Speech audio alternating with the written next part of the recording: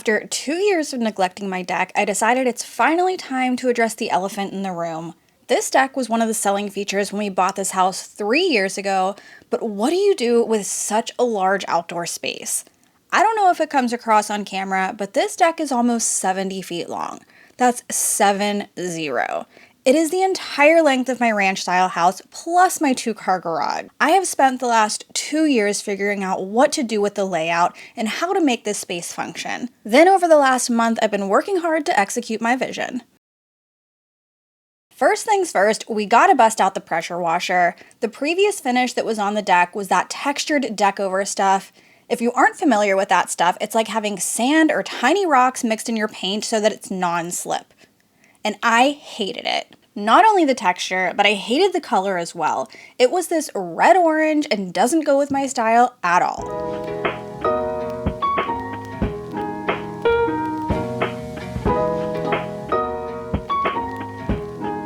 So once the area was all clean, I rented an industrial sander from my local tool rental center. And Mom and I got to work sanding down the entire deck one Saturday. Now, before anyone tells me I'm doing something wrong, yes, I know I'm going against the grain on the boards. I had rented the correct sander for this job, but when I got to the rental center, they could not find the machine I had rented. That one would have fit the exact width of each board and sanded one at a time. Well, I only have this one weekend allotted to do the sanding and staining, so I asked what else would work. They gave me this other sander, which is the width of a few boards. And since this deck isn't new and the boards are not all even and level, going with the grain was doing nothing and missing the majority of the stain. Of course, Sarge is living his best life here while the humans are doing all the work. I wasn't trying to remove every last little bit of the old finish. I probably should have, but this was difficult enough. I also didn't end up doing the far section of the deck. I'll get to that probably next year. I also didn't have an idea of what I was going to do with that area anyways.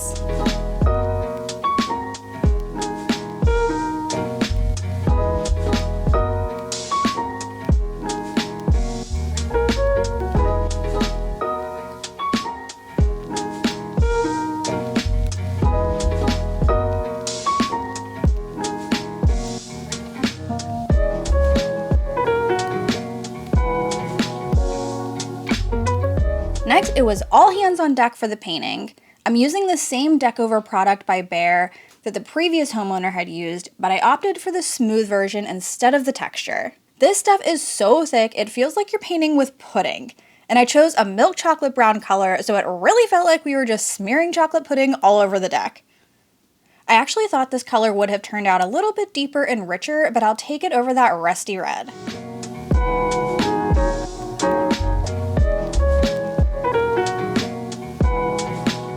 Mason zoned us off, and we each had 12 boards to paint. This part was quick with all of the help. It took us about an hour to get the first coat on. We let it dry overnight and then put a second coat on the next day.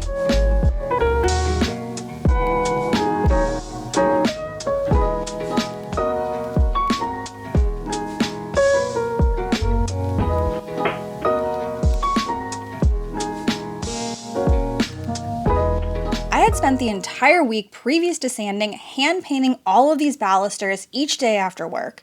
I would spend an hour or two each night working on it since I knew that part would be incredibly tedious. And we painted the railing by hand as well.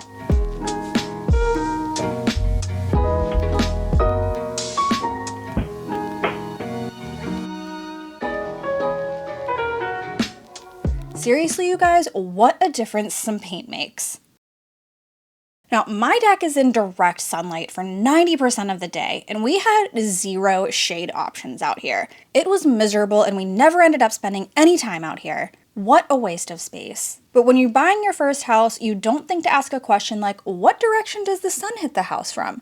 Noted for the next one. So I bought a shade sail and all of the supplies needed to make supports. And after watching countless YouTube videos, I decided to get some 4x4 posts and cement them into a barrel planter. To help hold the posts in place while the cement dries, I got these corner brackets and put one on each side.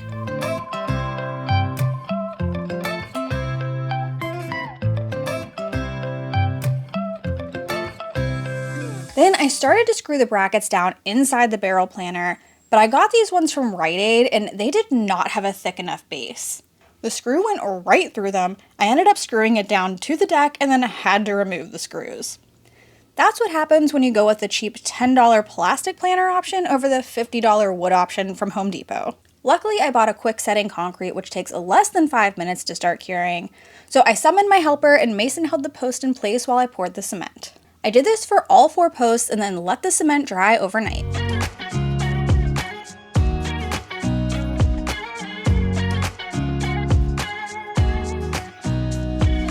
Nobody told me to settle down.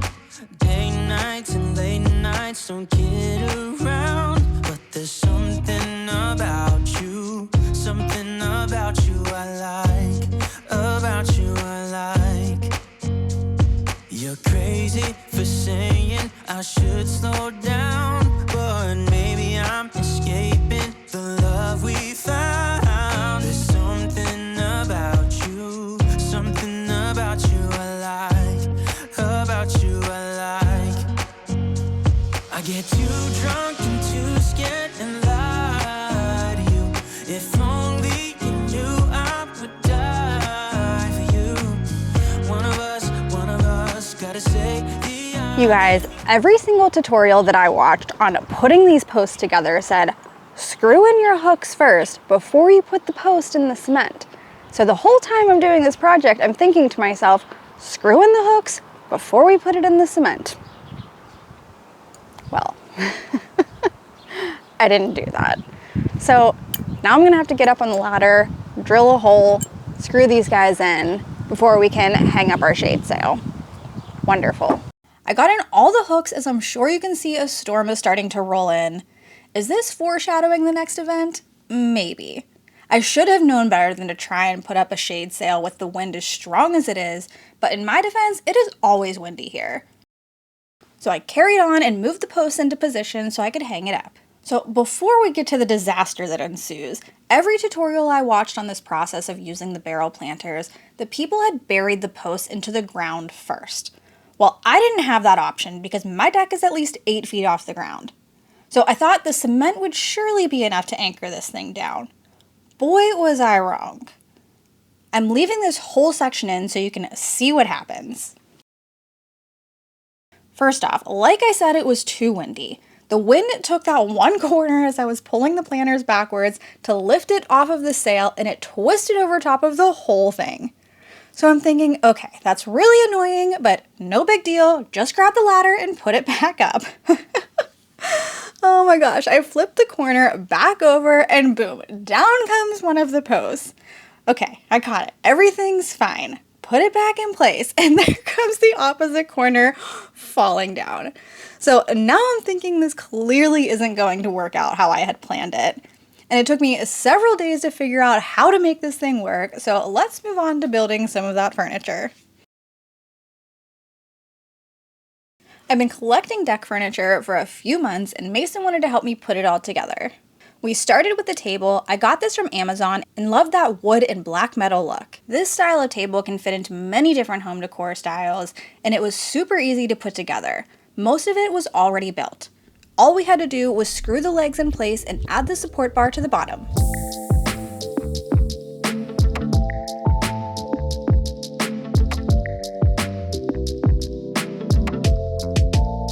I also got a matching bench for the one side of the table. I actually got the bench from Walmart, but they sell the same one on Amazon. It was just $20 cheaper at Walmart. I'll link as much of the furniture items as I can in the description box below in case you see something you like. To complete the dining area, I picked up 4 of these tan and black slingback chairs from Lowe's. You can find this style of chair in a lot of different retailers for less than what I paid at Lowe's, but unfortunately everyone was sold out at the time I was looking for these, but they have come back in stock since, of course. I initially had a 5x7 rug under the table, but it was too small, and I later decided I didn't really need to have a rug under there anyways and removed it.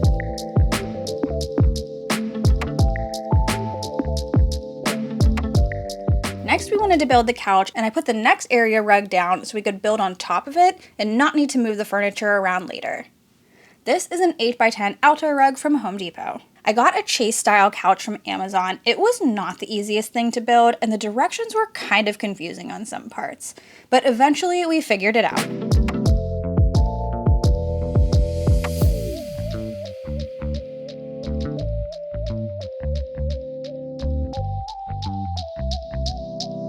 The next day, we built the egg chair. I have been wanting an egg chair like this for years and made the decision to just go for it while I was in the process of designing the space.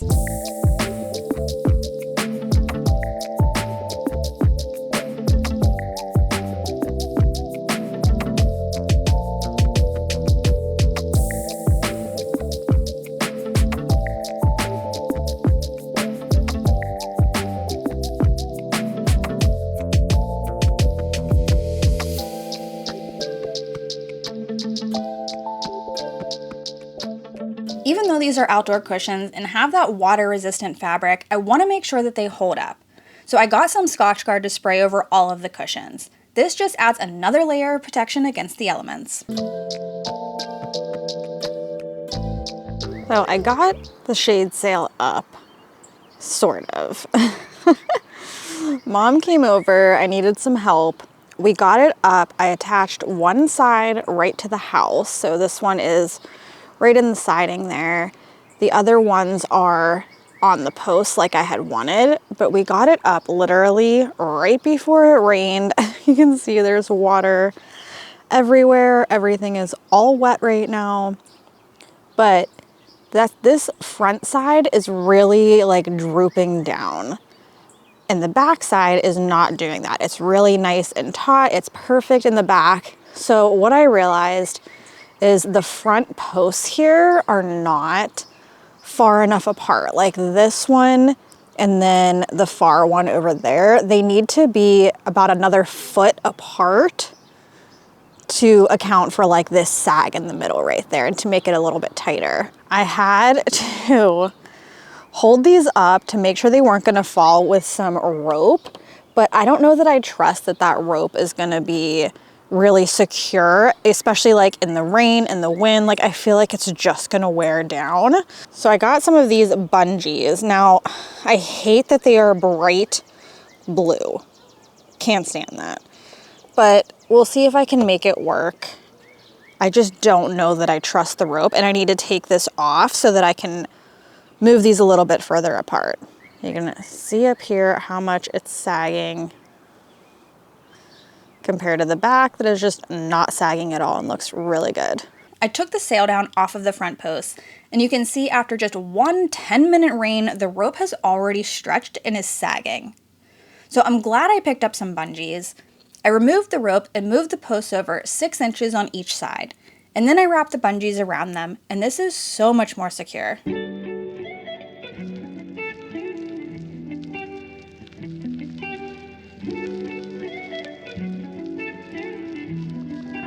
Now it's time to start adding in all of the details that are going to pull this outdoor oasis together.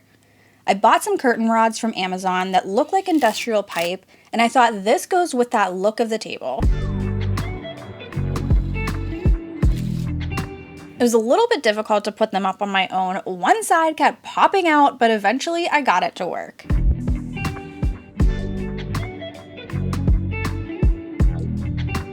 I got these outdoor curtains from Temu. Now, Temu has been emailing me like crazy to do a sponsored video, but I've seen a lot of people do them recently, and I decided I would just give their products a try on my own to see the quality before agreeing to any type of sponsored video. I was very impressed with these curtains. They were exactly what I wanted. I did end up ordering more so that I could double them up for a fuller look.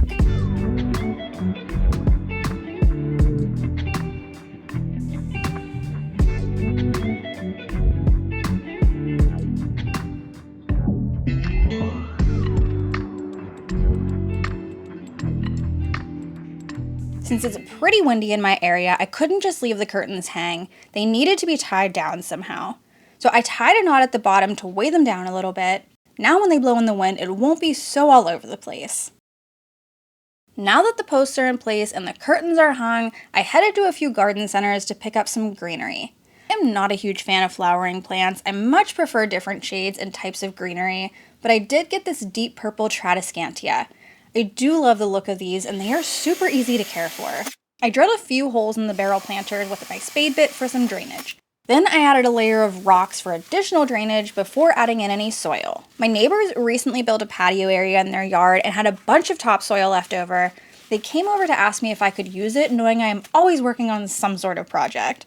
This was perfect and saved me some money from having to buy it. So I put it in a wheelbarrow and dumped it into my planters.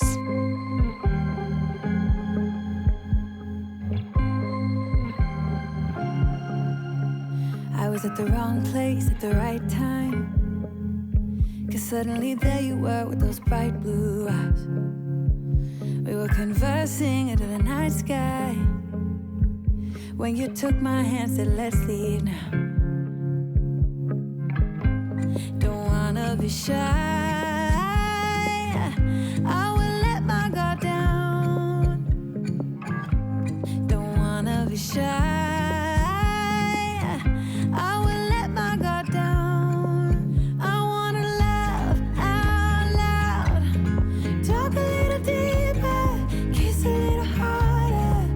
I wanna laugh out loud. I picked up some additional plants for around the deck, including the stunning red glamour caladium. It was the only one at my garden center, and it was so beautiful I had to have it. It just needed a little upgrade from that blue pot it was in. Talk a little deeper, kiss a little harder, love a little louder, love a little louder. We went to a small bar with neon lights, talked about everything that was on our minds. Talking to you gave me butterflies. Then you took my hand, said let's leave now. Don't wanna be shy. Also from Temu, I had picked up 3 of these macrame plant hangers. I wanted to hang them from the curtain rods that I still need to hang up in the front section of the deck where the railing is. I got 2 different styles so that the middle one could be different. These are not the plants that are going in the macrame hangers, but I wanted to show you what they're going to look like. First things first, let's get that last set of curtains hung. I had to create one last planter post because of the length of the deck, and I needed 2 curtain rods to span it. In order to get both curtain rod ends on the center post, I also had to attach a small piece of a 1x4. My mom came over to help with the final touches. I was starting to feel a little bit stressed because we were having Mason's family birthday party here the next day, and I still had several things that I needed to get done. The rest of my curtains from Temu had arrived, and I added 6 panels to each curtain rod section for a total of 24 panels. Man, I can't stand how large this space is and how much it takes to fill it.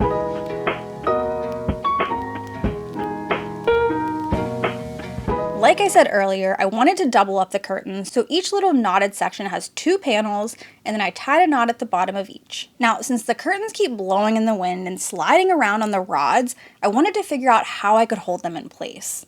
I thought about using zip ties around each end, but I wasn't sure if that would hold up. And then Mom came up with a great idea to use some packing tape.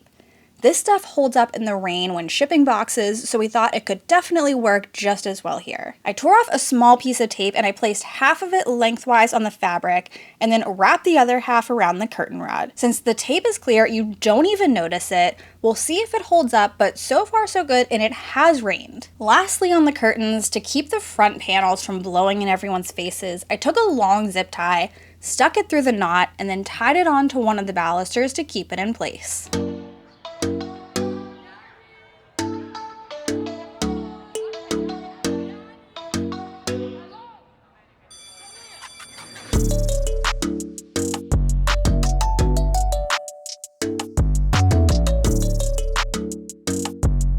Next, I hung up some string lights. Most of the hooks went into the 4x4 posts, but I had one section where there was no post. So I screwed a hook into the siding.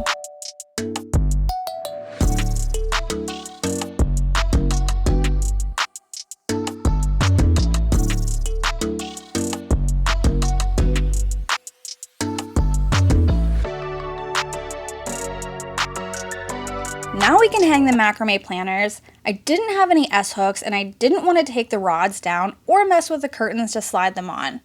So the center one I hung from the string light hook, and Mom had another great idea to use zip ties on the other 2. The zip ties are actually probably stronger than the S-hooks anyways and keeps them in place better with that constant wind we have.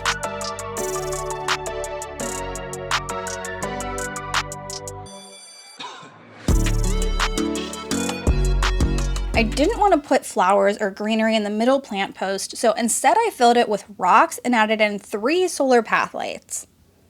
I love having multiple lighting options for when the sun goes down. It helps create that romantic oasis that I was going for in this space. I needed something in the center of the furniture, and a fire pit was perfect. I found one on Amazon with a lid that could double as a coffee table when not in use. So Mason and I put it together the night before his party.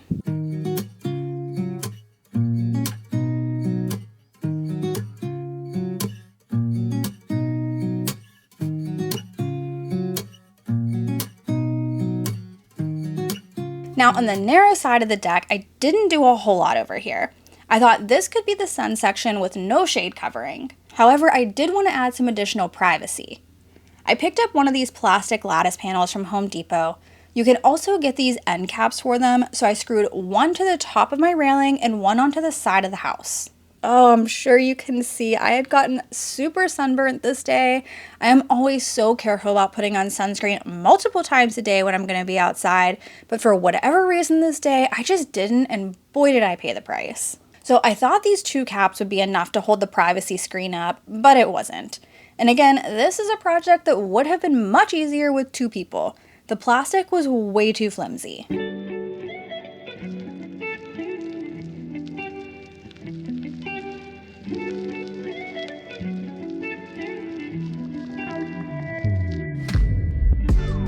I added a 2x2 post to the open end and attached the end cap to it using liquid nails. This was still pretty flimsy, and I learned that you really need to have a support on all 4 sides to keep it in place. So again, I added a 2x2 post across the top, securing it to the house and then to the other 2x2. This is 100% MacGyver together, and I know I'm going to need to redo this section, but that will need to wait until I have some help, hopefully when my husband comes home in a few months.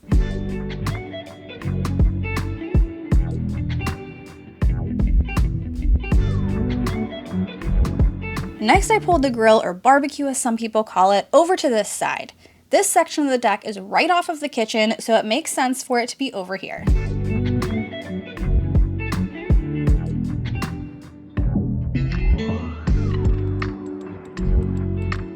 I added 2 more slingback chairs. These ones we've had from my parents, and I picked up a little side table at Big Lots to sit between the chairs. And now it is actually time to add in all the little details and finishing touches that really pull this space together.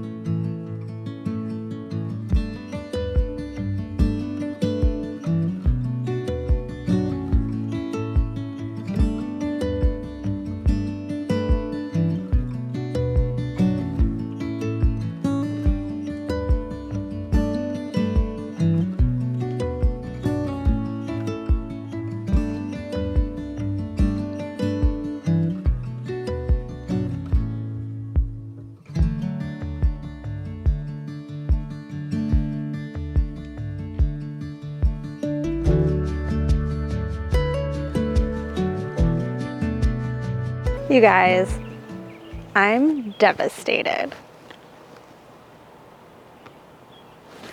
I don't know what to do with my deck. I came out to film, I left everything up. I knew that not everything was gonna make it in the wind and be able to be up all of the time, all year or all summer long. I knew I was gonna need to take down some of the curtains. I knew that the shade sail would need to be like up and down whether I was actually outside using the deck. Well, I wanted to wait until I got some night shots for you guys with the fire pit going and all of the lanterns lit and everything. Well, a 15-minute storm blew through and it got destroyed. I am not even exaggerating. Like, I had to take down all of the curtains. Some of them broke off. I didn't get good footage when it happened because I was just so upset. I didn't know what to do. but as you can see, like the furniture I at least have covered, but all of the like ambiance with the shade sail and the curtains is just ruined. The wood broke off, even broke off part of that curtain handle. And I'm sorry, the air quality today is really bad, so I'm trying not to stay out here too long. I'm sure you can see how hazy it is and like see the haze in front of the sun. The air quality, we shouldn't even be outside right now. But I wanted to get this really quickly for you guys. Like, it blew off panels on my privacy screen over here. You can see there's some larger gaps over there. Thankfully, my furniture is not ruined, but this is the current state of things. The shade sail, the curtains, everything's down. What did hold up though, Mom's packing tape for the win. This stuff didn't go anywhere. But yeah, the wood completely broke. So honestly, this is really, really tragic. This side though held up like a champ. At least there's that. Oh no, my fiddle leaf fig fell over. I wasn't able to get all of the video footage for the final deck reveal, however I did get some still shots so that you could see how it looked at night. This video just goes to show you that Mother Nature always wins, and sometimes you just gotta roll with the punches. I ended up buying a large gazebo to put up, which hasn't come in yet, and I hope that will at least allow me to enjoy the hard work that I put into this space and be able to sit outside.